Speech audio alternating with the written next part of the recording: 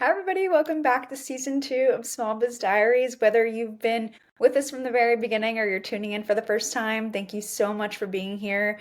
This is the podcast where we dive into the stories, struggles, and successes of small business owners. And today we're kicking off chapter 21 with Bianca Alba. She's the founder of This Latina Travels, a platform inspiring Latinas to explore the world and break generational barriers. She was born in Bolivia and now a proud first gen college graduate. She's built a life where her 9 to 5 career in public health fuels her passion for traveling and storytelling. In this episode, Bianca shares how she balances a thriving career in her business while she calls her 9 to 5 her angel investor job. And she shares how her journey proves you don't have to choose between stability and chasing your dreams. Let's get started. It's season 2. We made it to 2025. Obviously, if you're listening to this outside of 2025, either way, welcome.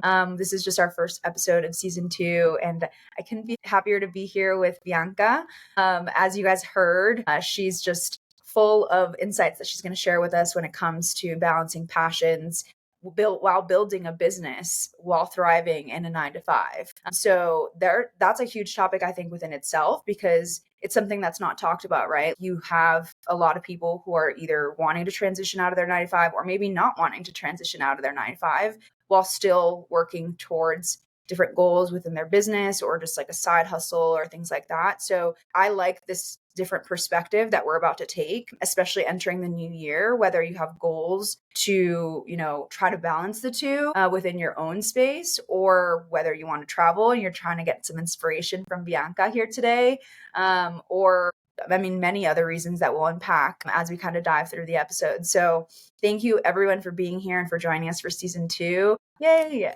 Welcome. Thank you so much for having me. Super excited to have this conversation and start the year off right. Yes, me too. I'd love to start this off with when you started This Latina Travels and how that has phased into like your 9 to 5. Sure. So I started This Latina Travels as a passion project.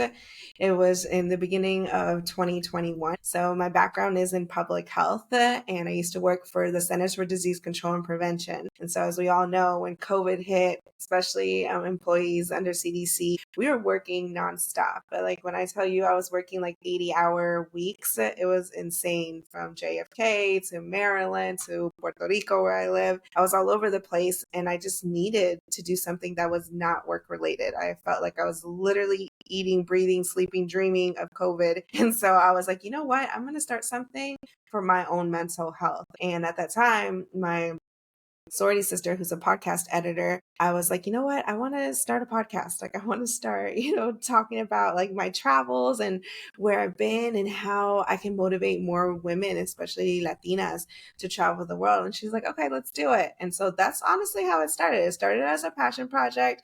I wanted to do something that was not related to my 9 to 5, and it went from there. And I never imagined that it would grow to be what it is today. And the fact that it is, it's still a relatively new project. I have a lot of travel blogger friends who've been in this, world for 10 plus years. Like, I haven't reached that yet. And so just to know like that this is like where it's going and how much potential there is, I just think it's a beautiful thing. So I always tell people, like, you don't need a reasoning. Like, you can literally start from something that you just think you're just really passionate about and go from there. Yeah, and I love that. Plus, you also enjoy your 9 to 5, right? Like, it's not like you're in a situation where you're like, wow, I hate my 9 to 5. I don't want to be there. And this is just a way out. So talk me through that, like the balance of that within your routine or space, like headspace, everything. Yes. So at the time when I was working in 2021 with that agency, I knew that I was not in an okay headspace. And so I had to always like, put that out there, because I put myself in looking for something else. Like, I needed to still work in public health because that's what I'm passionate about. That's what I have my master's degree in.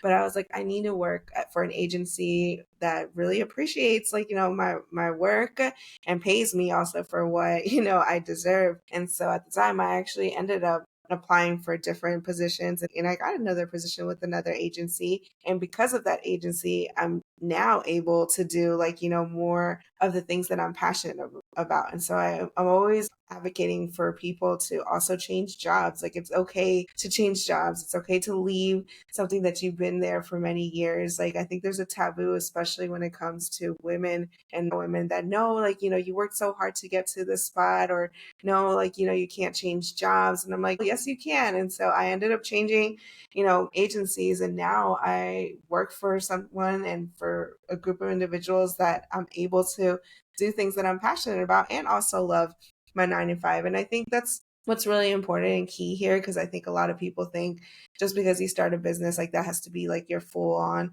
I do what is meant for you. Like, if you're passionate for 2 things, 3 things, go ahead. Like, everybody can balance like their way differently. But for me, how I also see my full-time job as my angel investor job. Like, to be honest, like, it's the job that pays my bills. It's the job that allows me to travel the world and give me that like sense of peace. Yeah, and I think that's such an important perspective and point for people to understand is like, it's true, you have a lot more power in the sense that if there's a position or job that you're in that really doesn't feel like it's helping you balance your lifestyle or balance your passions, it seems weird to be like, oh, well, I want to prioritize my passions. So that means that I need to change the job that I'm in now to help me live the lifestyle that I want to live. But unless you explore other options or other opportunities, you don't know, you don't want to like pigeonhole yourself into where you are now and like that's the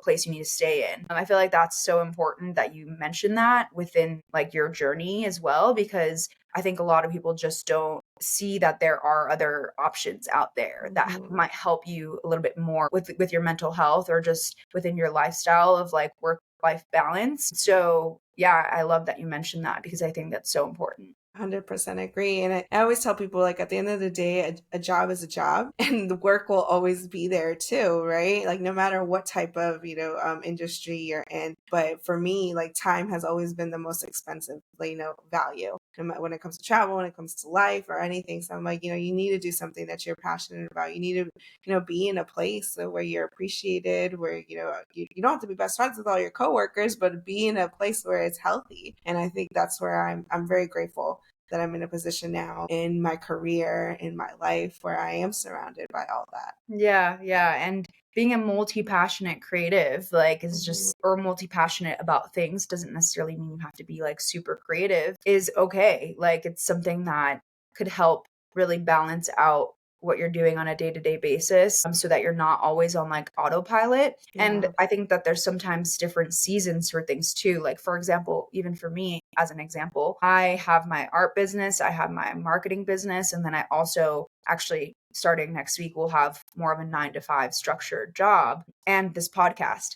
So I there are different times and seasons for things. Like, my art has taken a little bit of a backseat because I have been traveling more, and art to an extent does require more of like a workspace and just like I need to have the materials that I need to create the art. So I know that even though I can't focus on my art in the way that I want to right now, there are other ways I can get inspired to like have create like a vision board for my art when I am back home so I can get started on those projects. And in the meantime, work on, small biz diaries and marketing and like freshen up on like trends that are happening right now. So it's like you sometimes do have seasons for your passions, and that's totally fine too.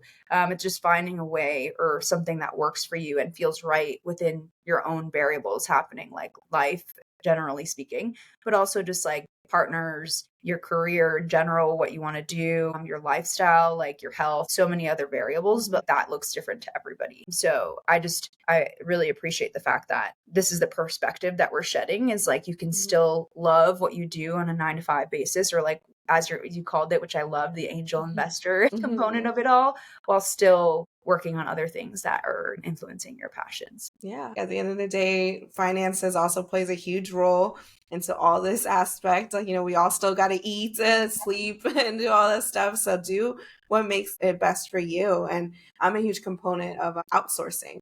Mhm. So, I outsource, I edit, my podcast last year kind of also I had to put that on a back burner for a lot of reasons. But instead of me doing podcast episodes, I was a guest on like 10 different types of podcasts. So finding that balance but and also finding an outsource. Like if you need to outsource your website, if you need to outsource your merchandise, your podcast, like there are different ways of going about things to make your life and your business easier.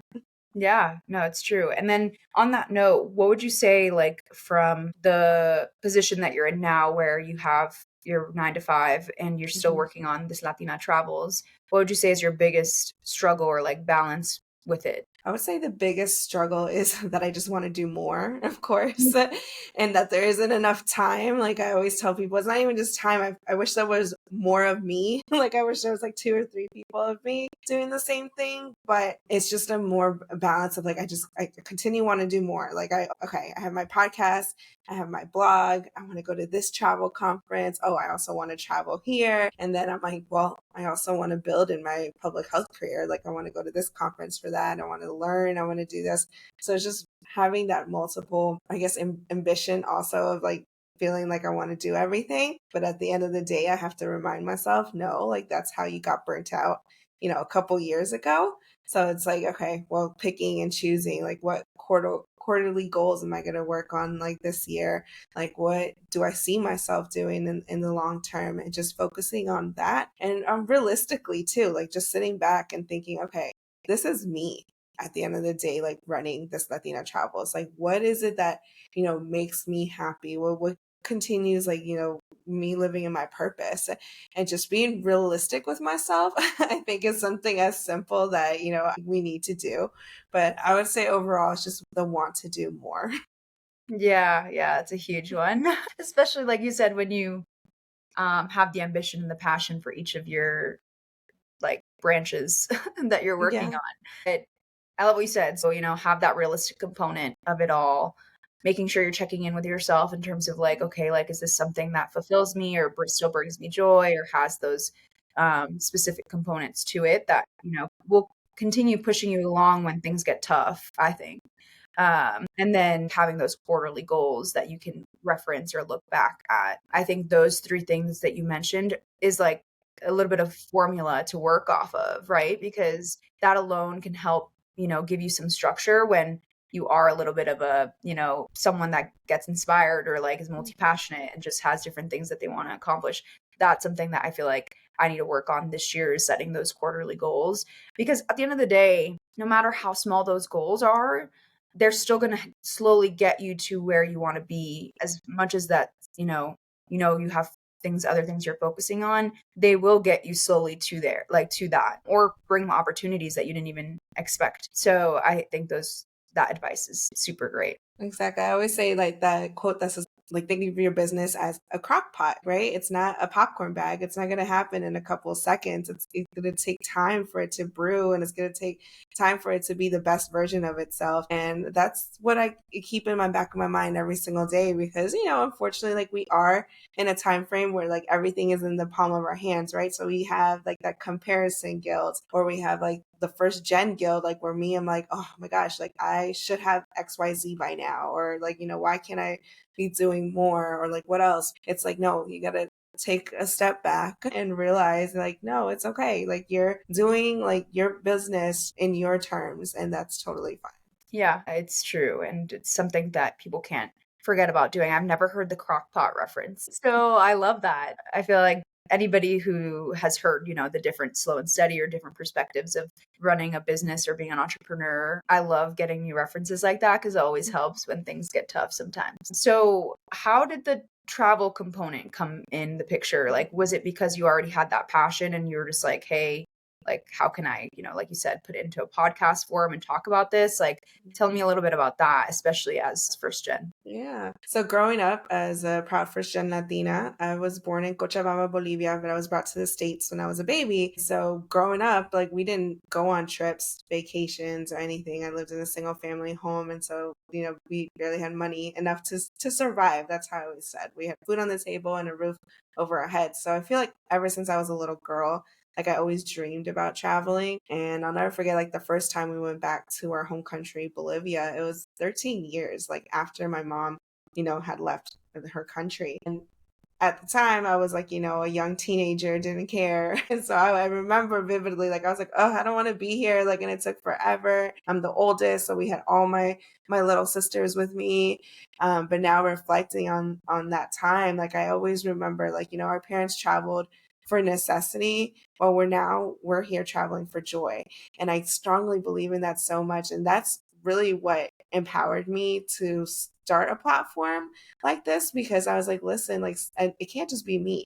Like there must be so many women that like are traveling because they couldn't travel before, or because they're trying to break this like generational barrier curse. And so little by little, like I started documenting. I always had like put things in journals. I took so many pictures and stuff at the time for Facebook. That was the big thing. And I was like, you know what? I need to like really put it out there. And I want more people who look like me to travel the world, because I started realizing the more and more I would travel, especially solo, I was the only Latina in the group, like literally the only women of color in the group, and by myself at that rate. So I was like, what is it that is like preventing women, Mhm. especially Latina women, to travel? And I started reading and I started getting like polls and stuff, and they're like, oh yeah, it's because of the scarcity mindset, or the mindset of like not having enough money, or just being in that sense where like it's embedded in our culturally, like no, you shouldn't travel alone, or no, you shouldn't do things by yourself, especially being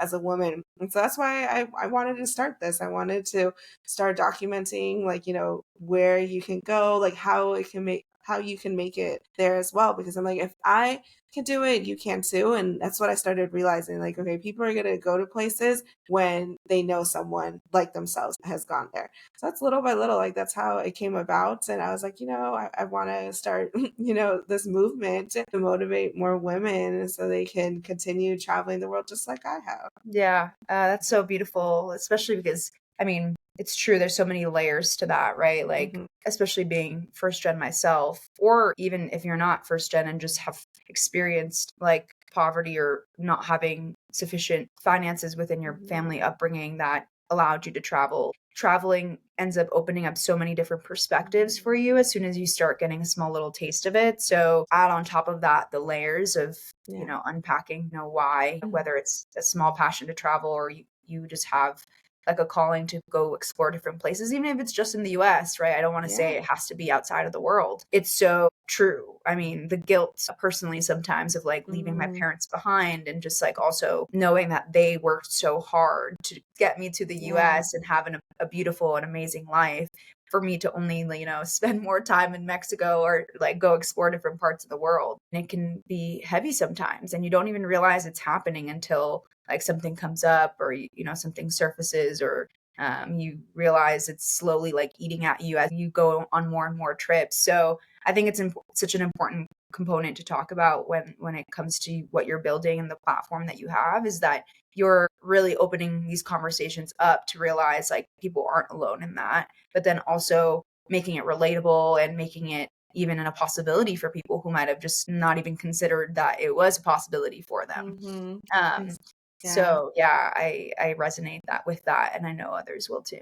Yeah, exactly. And I think another component to add to that is like the healing, journey behind it. So I'm a huge mental health advocate, in case y'all didn't realize. And so for me, like solo traveling has truly healed my soul. Like I remember vividly, like I would go to these places because it makes you as a person, as a woman, like get out of your shell. Like, and everybody's different. And believe it or not, like I'm also like, I consider myself an introvert extrovert, because I don't really like being like right in front of everybody. But when I'm with the right people, like that's, I feel like when I shine. And so like I remember going on these trips, like I at first would be like, okay, like am I gonna find anybody who's gonna be like me, or is it gonna be like really awkward? But then I would take a journal or have like a playlist, or have like a list of places that I'm like, okay, I need to go to these places, and I would just feel at home. Like it was like this like whole like healing like aspect. So that's why I definitely always encourage like travel, especially with women. Like you just have to go at least one place.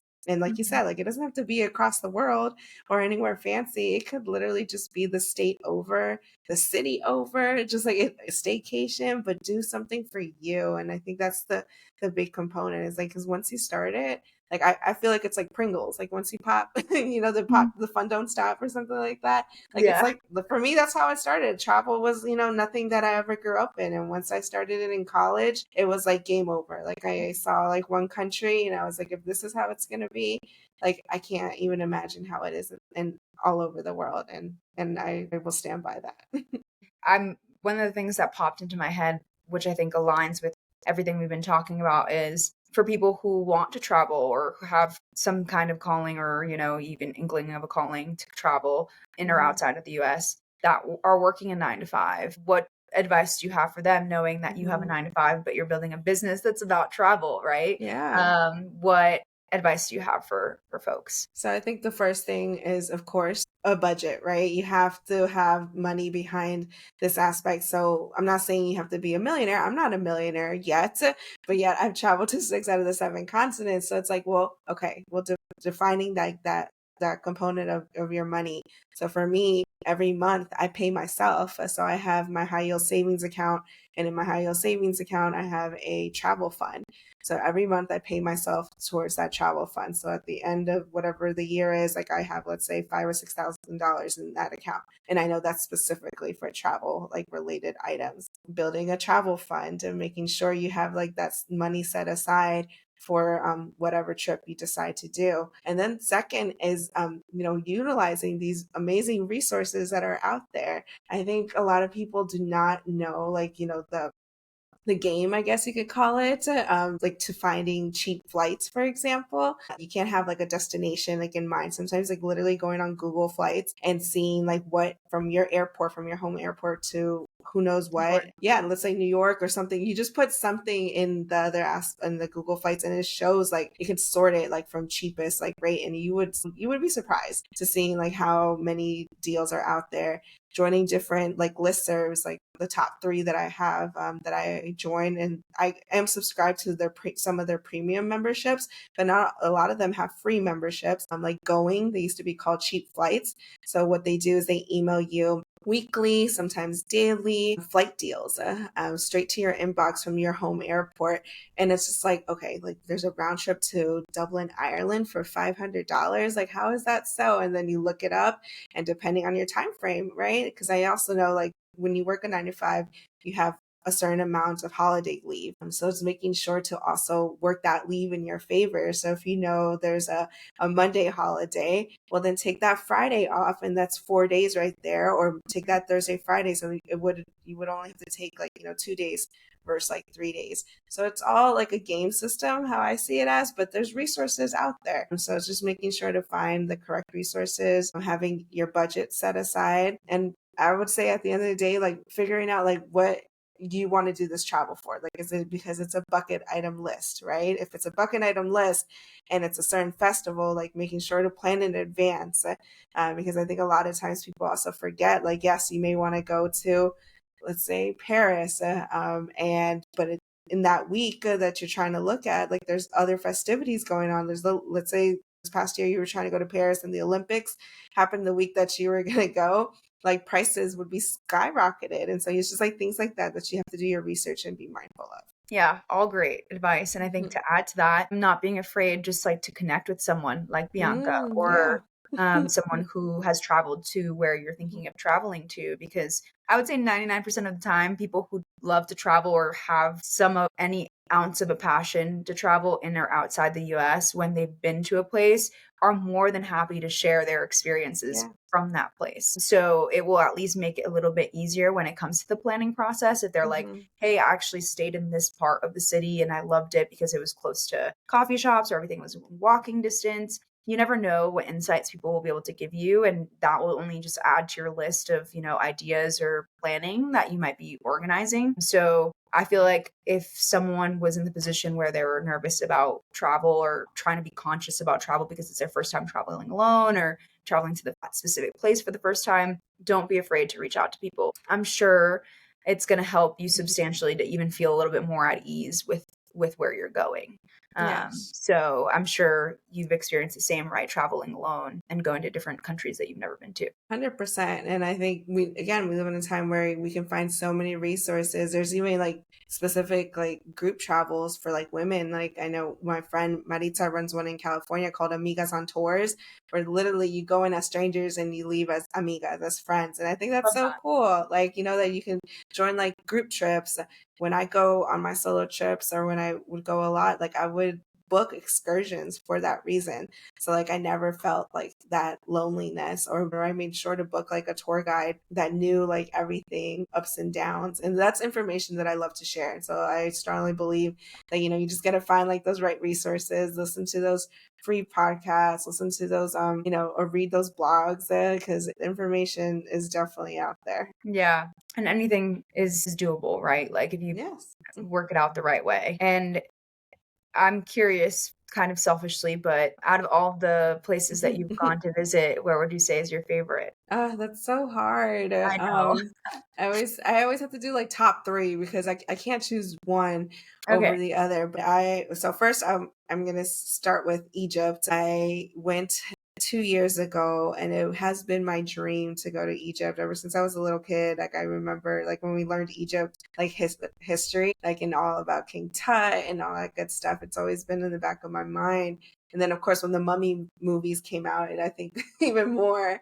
But I always, had a appreciation for the history, and I decided to go with a good friend of mine because I know also Egypt has a lot of like different cultural differences, and for me, it was important that I would feel safe, and Mhm. so I decided to, go on this trip with a good guy friend at the time. But we booked an amazing tour guide, Amal. Shout out to Amal. I'm good friends with her till this day, and and I tell people Egypt is just something that's just out of this world. Like to be able to say like you can go into these pyramids that have been built who knows when and how, it's just something mindful. And then my second country would have to be Australia. Australia is just it literally is out of this world. Like we did my friend lives in Melbourne, so I met her in Melbourne, and we traveled up to the northern part of Australia, the Caymans, and swam with turtles in the Great Oh, Barrier Reef. And I literally tell you, I felt like I was in Finding Nemo. It was super cool because they were literally just swimming right next to us, and I was like, oh my god, this is like the real world. And yes, everything is larger. And in Australia, insects, bugs, and whatever you name it, there was kangaroos crossing the street like squirrels. I was like, what? This is something else. But Australia is definitely a beautiful country. I would go back and spend much more time. And then third, I'm going to have to give a shout out to my beautiful country, Bolivia.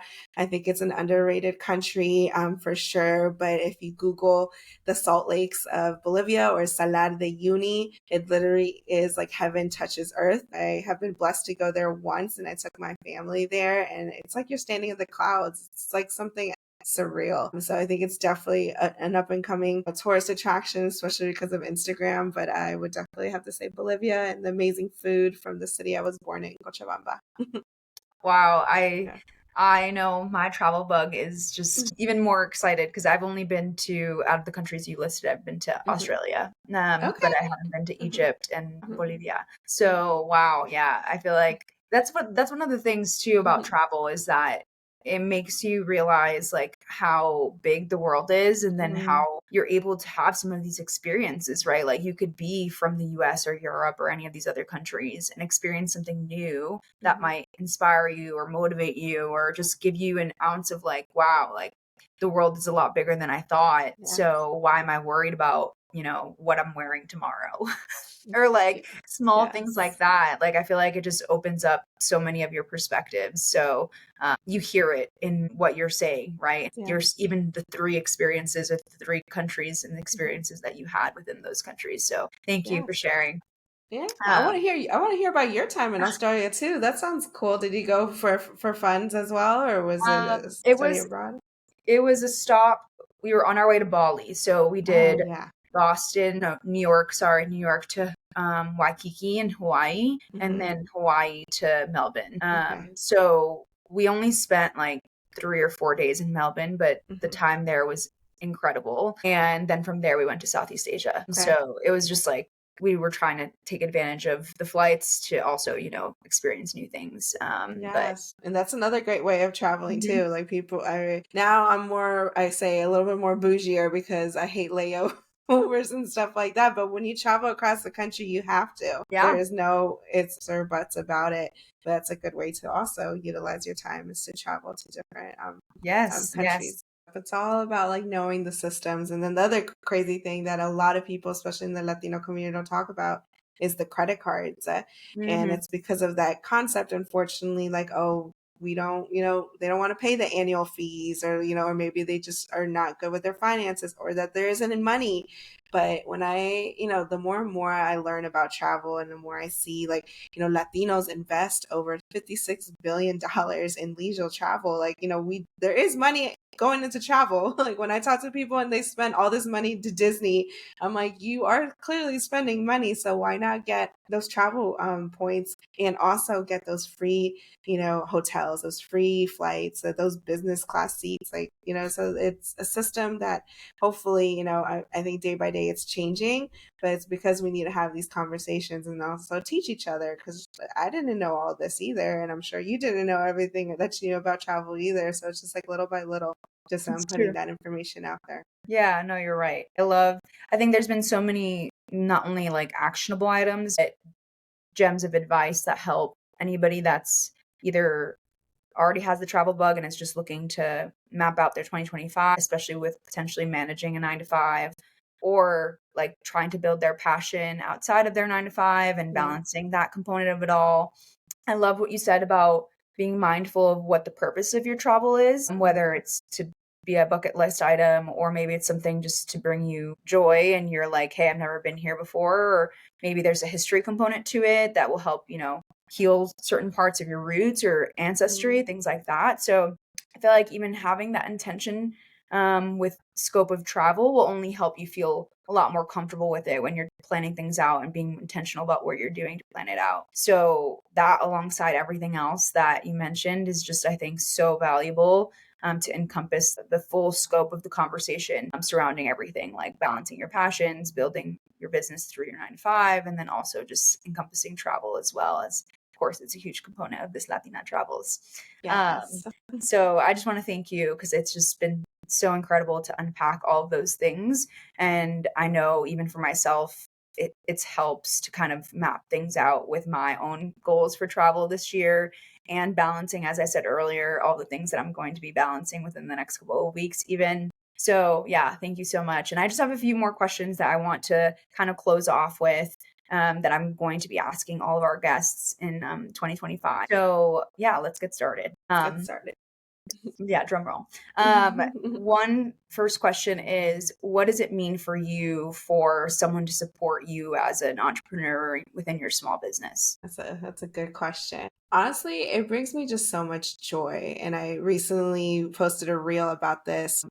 When I have a shop cart, so I sell merchandise. So when someone supports me, like just by buying a piece of merch or buying a digital product, like you're not only supporting like my business, but you're literally supporting my dream. Like, and so I think it's just like that component of joy behind it, and not even just purchasing, like sharing something. I always tell people, like, sharing doesn't cost anything. Talking about, this person, like I love when people tell me, like, I heard your name in the room, or like, oh, you should talk to this person. And that's, I think that's the beauty of having a business, about having anything. It's just like the component of like joy behind it. Yeah, it's true. It runs deeper than just that purchase, um, Yes. or that support. Okay, great. Love it. Second question is, what advice do you have for anybody that wants to be a small business owner or entrepreneur based off of your own journey? Yeah, I think the biggest advice is I would tell them to start it. Start it now and do it now without any fear. Like, especially being, first gen Latina or stuff, there's being a woman, like, there's so many already components against us, but start it. Like, there is nothing that should be holding you back. Like, we live in a time where we have so much community, we have so many resources. If you don't know the answer, someone is out there. So just like, utilize all that stuff, but start it, because I think that's, the most important component of anything is time. And so like the more you wait, the more time will pass by. And then you're going to be like, man, I wish I started this 5 or 10 or 15 years ago. So I would say just do it now. Yep. And any progress is progress, for sure. Yes. Last and final question. As most people who have tuned in, or if you're just tuning in, Small Biz Diaries is about peeling back the layers of being a small business owner and entrepreneur, having those like below the surface conversations of what are the ins and outs and what's happening behind the scenes. What would you say is the biggest thing that you're struggling with within your own small business journey right now?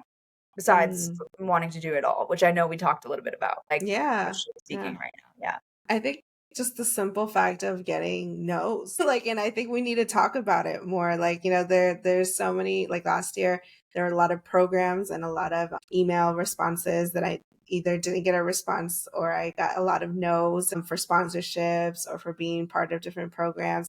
But that it's okay to get a no. Like I always say, like with every no, there is room for that yes. So that's the big component right now. It's like just like getting those no's and just being okay with it, but just keep it going.